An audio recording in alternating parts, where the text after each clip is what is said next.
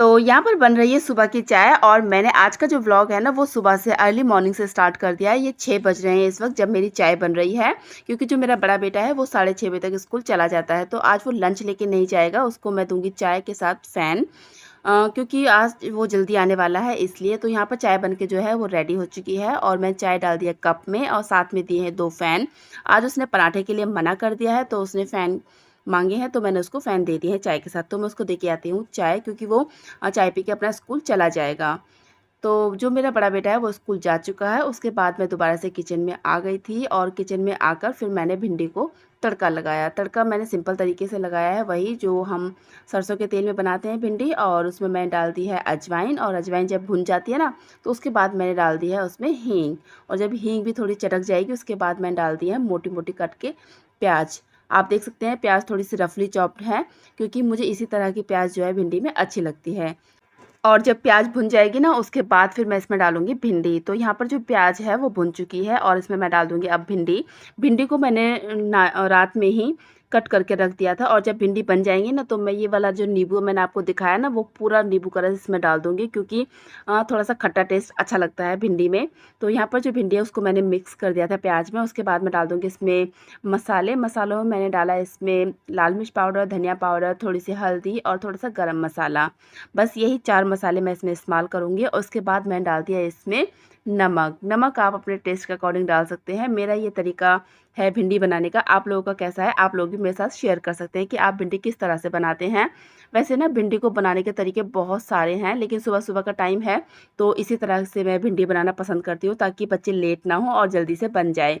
तो यहाँ पर मैंने भिंडी को ढक दिया है ताकि वो भाप में पकती रहे। तब तक मैं बना लेती हूँ पराठे, और पराठे मैं बना रही हूँ आज स्क्वायर वाले पराठे, क्योंकि कभी-कभी मैं ट्रायंगल पराठे देती हूँ और कभी मैं स्क्वायर वाले और कभी सर्कल वाले।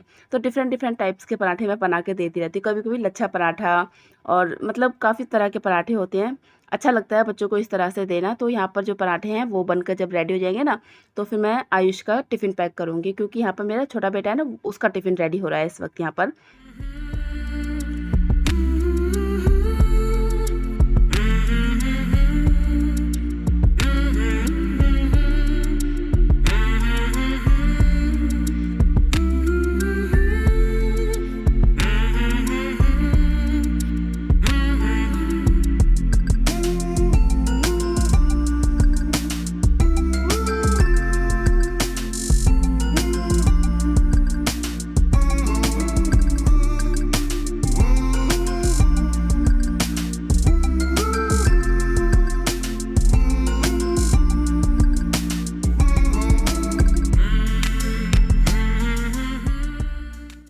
और अब हो चुके हैं यहाँ पर पराठे रेडी, और साथ में जो भिंडी रखी थी मैंने दूसरी गैस पर वो भी बनकर रेडी हो चुकी है। तो मैं अब आयुष का टिफ़िन पैक कर देती हूँ और आयुष को भेजती हूँ स्कूल के लिए।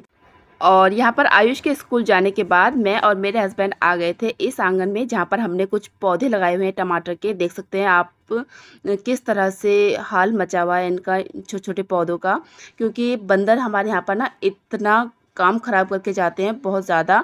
इन पे ना छोटे-छोटे टमाटर थे, काफ़ी सारे पेड़ थे, बहुत सारे लगभग 15-20 पौधे थे ये टमाटर के, जिन पे छोटे-छोटे टमाटर आए हुए थे। लेकिन जब बंदरों को पता चल जाती है ना कि कुछ लगा हुआ है तो वो छोड़ते नहीं हैं। तो वही हाल किया था यहाँ पर। तो एक भी पेड़ ना तो उन्होंने छोड़ा अच्छी तरह से, पेड़ भी नहीं छोड़ा यहाँ तक कि, क्योंकि उखाड़ दिए, कुछ कुछ कट गए, कुछ तोड़ दिए और सबके टमाटर खा लिए। तो यहाँ पर मेरे हस्बैंड ना उनको उखाड़ रहे हैं पूरी तरह से, क्योंकि अब उनका कोई फ़ायदा नहीं है लगे रहने का। और अभी मैं बता दूँ कि मेरे हस्बैंड ने आप सभी को हेलो बोला था, लेकिन मैं बताना भूल गई। तो यहाँ पर मेरे हस्बैंड जो है वही कर रहे हैं कि टमाटर के पेड़ जितने भी हैं ना उन सबको उखाड़ रहे हैं वो। जब हम यहाँ पर स्टार्टिंग में आए थे ना, जब नए-नए आए थे तो हमें पता नहीं थी कि यहाँ पर बंदर काफ़ी सारे हैं। तो यहाँ पे ये जो मिट्टी का आँगन था तो हमने यहाँ पर छोटी-छोटी क्यारियाँ बनाई थी। जैसे खेत बने होते हैं ना बड़े-बड़े, लेकिन यहाँ पर हमने छोटी-छोटी क्यारी बनाई थी और उन क्यारियों में हमने काफ़ी सारी चीज़ें लगाई थी। भिंडी, बैंगन, तोरई, घिया, बहुत सारी चीज़ें लगाई थी। लेकिन जब तक तो वो क्यारियाँ सही रहीं, लेकिन जब उनमें फल आना स्टार्ट हुआ ना तो बंदरों को जैसे पता चली, तो बंदर जो थे वो सारी क्यारियों का बहुत बुरा बुरा हाल कर गए थे, तो फिर हम समझ गए थे कि यहाँ पर कुछ भी करना बेकार है। तब से हमने छोड़ दिया है कुछ भी करना, लेकिन हाँ, छोटी-मोटी चीज़ें हम लगाते रहते हैं। ये देखिए कड़ी पत्ता जो है कितना प्यारा लग रहा है। इसकी साइड वाली टहनी जो है वो ख़राब कर दी है, और ये जो नींबू का पेड़ है ना, इस पे तो बिल्कुल हाथ नहीं लगाते हैं बंदर, क्योंकि ये काँटे होते हैं नींबू के पेड़ में। तो यहाँ पर मेरे हस्बैंड आँगन साफ़ कर रहे हैं, मैं चलती हूँ अंदर। Hello everyone, welcome back, good morning. कैसे हैं आप सब? आई होप आप सभी बहुत अच्छे होंगे। और ये सुबह का टाइम है, तो जब मैंने ये व्लॉग स्टार्ट किया है, बच्चे जो हैं वो मेरे स्कूल जा चुके हैं। जैसा कि आपने अभी देखा, मैंने उनको टिफ़िन में दिया था भिंडी और पराठा। आज वो भिंडी और पराठा लेके गए हैं टिफ़िन में। तो खाना वगैरह जो है वो मेरा बन चुका है, लेकिन अभी मेरा और मेरे हस्बैंड का जो नाश्ता है ना, वो नहीं बना है। तो मैं बनाऊंगी नाश्ते में आलू का पराठा, क्योंकि मैंने रात ना आलू के पराठे बनाए थे, तो थोड़ी सी पिट्ठी बची थी। तो बच्चों को तो टिफ़िन में नहीं दे सकती थी, क्योंकि आलू है, गर्मी का टाइम है, कभी ख़राब हो जाए। ख़राब तो नहीं होंगे वैसे, लेकिन रिस्क क्यों लेना। मैंने भिंडी को रात को ही कट करके रख दिया था, और सुबह फिर मैंने भिंडी को छौंक दिया और पराठे साथ में लगा के बच्चों को दे दिया। तो जो आलू की पिट्ठी जो बची है ना, उसके पराठे मैं और मेरे हस्बैंड खा लेंगे नाश्ते में। तो अभी मेरे हस्बैंड जो हैं वो मतलब पल्ली तरफ, जो बैक यार्ड है मेरा, घर के पल्ली तरफ जो आंगन है ना हमारा, उसे मैं मिट्टी वाला आंगन बोलती हूँ। तो वहाँ पर वो थोड़ा थोड़ा सा आंगन को ना साफ कर रहे हैं, क्योंकि अभी हमने ना वहाँ पर टमाटर और नींबू वगैरह काफ़ी सारे पेड़ लगाए हुए थे, लेकिन बंदरों ने ना आके उनको बहुत ही ज़्यादा ख़राब कर दिया है, बहुत ज़्यादा ख़राब कर दिया है। तो वो वही है कि मेरे हस्बैंड जो है उस आंगन को थोड़ा साफ़ कर रहे हैं। मतलब कहने का मतलब ये है कि जो बंदर ख़राब करके गए हैं ना, तो उसको थोड़ा सा सही कर रहे हैं। मैं भी कर रही थी पहले, लेकिन फिर मैं आ गई। मुझे लगा क्यों ना मैं अपने वीडियो का स्टार्ट कर दूं, वीडियो को मतलब शुरू कर दूं। अभी फ़िलहाल मैं आप लोगों से बात कर रही हूँ, और आज थोड़ा सा मेरे पास काम ज़्यादा है, किचन का काम ज़्यादा है। वैसे काम तो ज़्यादा नहीं है, लेकिन किचन का थोड़ा सा ज़्यादा है, क्योंकि मैं आज बनाने वाली हूँ मैंगो की आइसक्रीम। और मेरी ना मलाई जो है, दूध की जो मलाई होती है, वो भी काफ़ी सारी इकट्ठी हो रही है, तो उसको भी मुझे चलाना है। तो मुझे मलाई भी चलानी है, और मैंगो की आइसक्रीम भी बनानी है, और अभी नाश्ता भी बनाना है। और मेरे ना कपड़े भी पड़े हैं। मैंने कल कपड़े धोए थे, मशीन लगाई थी, लेकिन मैं कल शाम को कहीं चली गई थी, जिस वजह से मैं कपड़ों को फ़ोल्ड नहीं कर पाई। तो वो काम मैं अब करूँगी। वैसे मैं ना साथ की साथ करके रख देती हूँ, लेकिन हो जाता है कभी कभी नहीं कर पाते हैं, तो मैं कपड़ों को भी फ़ोल्ड करूँगी। और उसके बाद जो घर के बाकी काम है, डस्टिंग वगैरह, झाड़ू पोछा, बर्तन वगैरह, वो तो खैर होते ही हैं, हम डेली काम करते हैं उनको। तो फ़िलहाल उन कामों को स्टार्ट करने से पहले मैंने आपसे थोड़ी सी बात कर ली है, और आप लोगों के साथ शेयर करूँगी कि मैं मैंगो की आइसक्रीम कैसे बनाती हूँ। क्योंकि ना वो आइसक्रीम बहुत जल्दी बन जाती है, और खाने में ना बहुत टेस्टी लगती है। आप भी एक बार बनाइएगा जिस तरीके से मैं बनाती हूँ। तो चलिए चलते हैं किचन में। पहले मैं नाश्ता बना लेती हूँ मेरे और मेरे हस्बैंड का, क्योंकि वो आ चुके हैं, वो नहाने गए हैं। और फिर हम दोनों नाश्ता करेंगे, और उसके बाद फिर मैं बाकी ये काम शुरू करूँगी, और फिर मिलूँगी मैं आप लोगों से काम ख़त्म करने के बाद।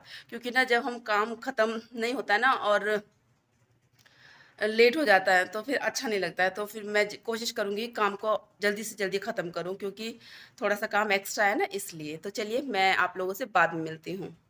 आप लोगों से बात करने के बाद फिर मैं आ गई थी किचन में। जैसा कि मैंने बताया था कि आलू की पिट्ठी रखी है, तो मुझे बनाने हैं पराठे अपने और अपने हस्बैंड के लिए।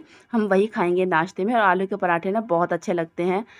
मैं खाऊंगी चाय के साथ, और मेरे हस्बैंड खाएंगे दूध के साथ। उन्हें दूध ही ज़्यादा अच्छा लगता है, पराठे वगैरह जो होते हैं ना, इन सब के साथ। तो यहाँ पर मैं पराठे बना लेती हूँ।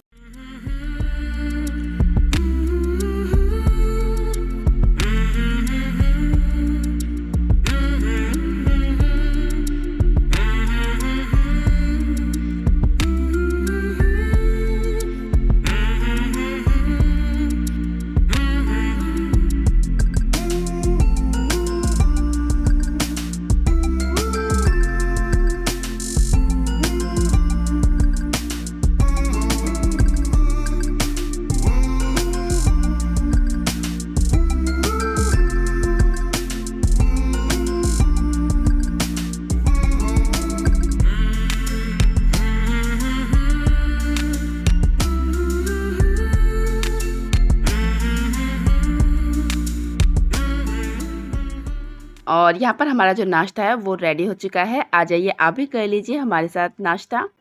और सुबह का जो खाना-पीना है उन सबको ख़त्म करने के बाद फिर मैं फाइनली लग गई हूँ अपने किचन के कामों को ख़त्म करने में, क्योंकि जैसा कि मैंने आपको बताया था कि मुझे आम की जो आइसक्रीम है वो बनानी है, तो मैं उसी की रेसिपी आप लोगों के साथ शेयर कर रही हूँ।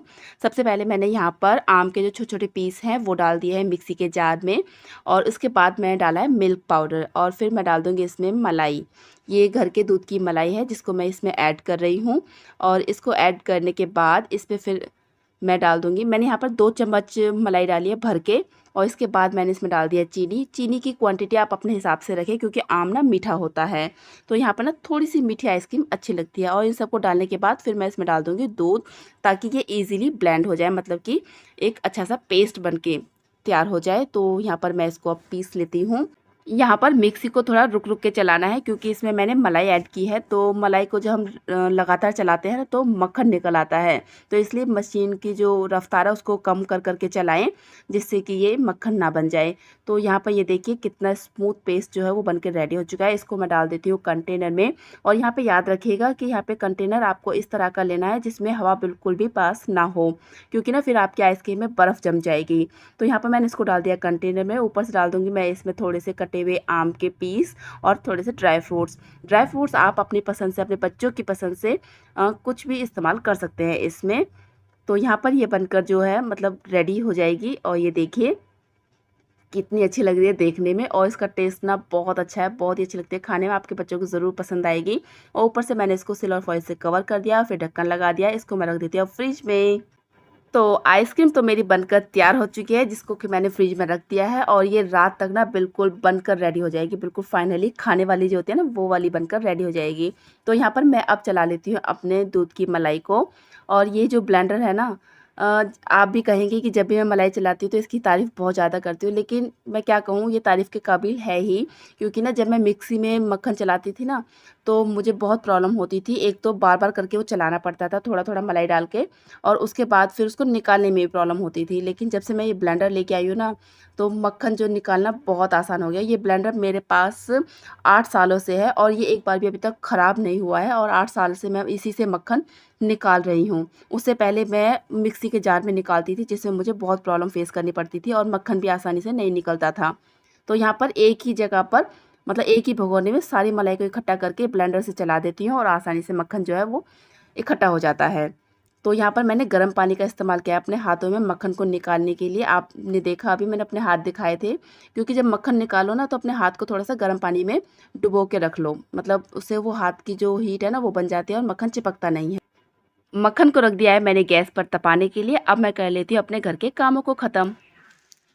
और घर का जो काम है मेरा वो सारा अब हो चुका है। मुझे जाना है टेलर दीदी के पास, मुझे सूट डालने हैं, मतलब 1-2 सूट जो हैं वो मेरे वहाँ पर पड़े हुए हैं, उनको लेके आना है, मतलब वो सिल चुके हैं, उनको लेके आना है। और एक नाइटी लेके आई थी मैं, तो मुझे उसकी फ़िटिंग करानी है, और अब मैं जा रही हूँ उन सूटों को लेने के लिए। तो सोचा नाइटी की फ़िटिंग भी करा लेती हूँ, और जो घर का काम है वो ख़त्म हो चुका है। मेरा जो बड़ा बेटा है वो स्कूल से आ चुका है, लेकिन छोटा वाला अभी नहीं आया है। तो सोच रही थी कि जब तक वो आता है तब तक मैं अपना ये काम ख़त्म करके आ जाती हूँ, क्योंकि फिर वो कहता है कि मम्मी मेरे आने के बाद आप कहीं मत जाया करो। तो फिर मैं जा रही हूँ अपने सूटों को लेने के लिए। जब तक वो आएगा ना स्कूल से, तो तब तक मैं अपना काम भी ख़त्म करके आ जाऊँगी। ज़्यादा दूर नहीं है, पास में ही हैं, दीदी हैं वो। तो चलिए चलते हैं, सूटों को लेके आते हैं। और जब मैं घर पर आई अपने सूटों को लेकर, तो मैंने देखा यहाँ पर अंश ने ना स्वीट कॉर्न बनाए थे, तो आयुष उनको एंजॉय कर रहा है, खा रहा है, और कह रहा है मम्मी मस्त बने हैं एकदम, बहुत अच्छे लग रहे हैं, टेस्टी भैया ने बनाए हैं। तो यहाँ पर जो मेरा बड़ा बेटा है ना इस तरह की चीज़ों को बना लेता है, दोनों भाई मिलकर खा भी लेते हैं। तो यहाँ पर ये इसी तरह की बातें मुझे बता रहे थे। और अब आ चुका है ये रात का टाइम, जब मैंने मॉर्निंग में आइसक्रीम बनाई थी ना मैंगो वाली, वो बनकर रेडी हो चुकी है, जिसे हम अब खाएंगे। ये देखिए कितनी अच्छी आइसक्रीम बनकर तैयार हुई है। आप भी एक बार इस तरीके से आइसक्रीम बना के देखिएगा, बहुत टेस्टी लगती है।